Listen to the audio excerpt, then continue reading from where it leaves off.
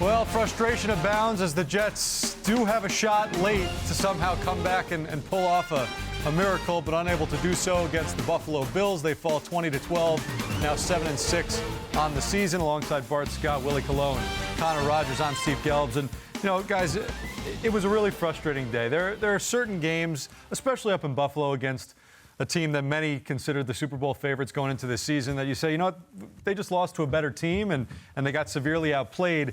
Today didn't feel like a game where the Jets got severely outplayed. It feels like a game where they made a couple of major, costly mistakes at the end of the first half with C.J. Mosley, and then obviously Michael Carter fumbling late, and couldn't really overcome some injuries to marquee players throughout the game.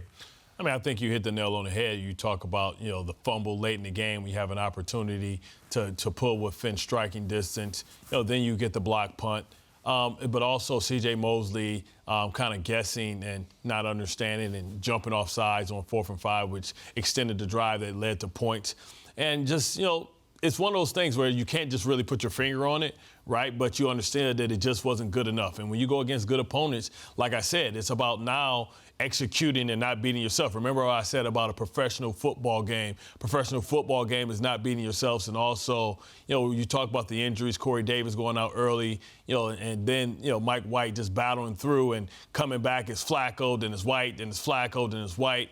And it's just not getting any cohesiveness going on and not really getting into the rhythm. You know, 0-0 going into the half. You know, they come out and they score, but then they really just don't really stop them from going back and answering. And that was kind of like the tail of it, right? You know, Buffalo had a response for everything that the Jets did.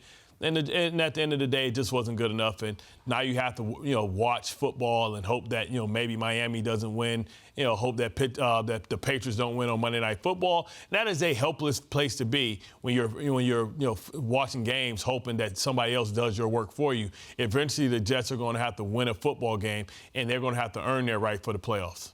Yeah, I think the most frustrating part was their lack of commitment to the run. And it's something what we highlighted in the Viking game, but this game in particular, because I think if you watch the telecast, Romo said it, listen, you have this shell, right? So now you got these 4 guys up front. You got to lean on your offensive line and it schemes to kind of get some motion in the run game.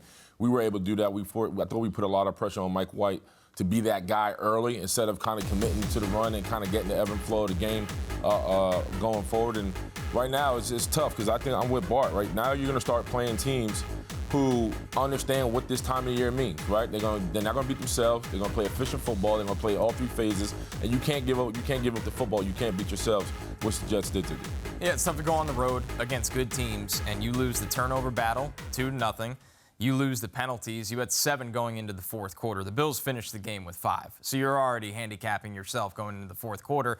And then on top of that, you're dealing with injuries, and that's part of football. But you can't overcome all of those things against good teams. You can't overcome the drives where Joe Flacco's out there. They're forfeit drives. Call them what they are. They're forfeit drives. They lead to either turnovers or you're punting the ball away. And when it came down to it, that was just too much adversity for the Jets to overcome. Maybe you can do that against a Jacksonville or a Chicago kind of team. You're never going to be able to do that against the Bills. So the Jets fought hard until the end. They always do. But there was just too many mistakes that the Bills did not make today. Yeah, and we haven't even mentioned him by name. That's how many injuries there were in this game. But the biggest one was losing Quinnen Williams, and we're going to have to see exactly how serious this injury is. A calf injury. It was non-contact. There was a lot of fear initially in the room. ACL. Is that an ACL? So, you know, the silver lining is it's not the knee, but he did not return to this game, and he was causing havoc with a couple of sacks early in the game. So the defense, first of all, looked very different, obviously, once a guy like Quinnen Williams came out of that game.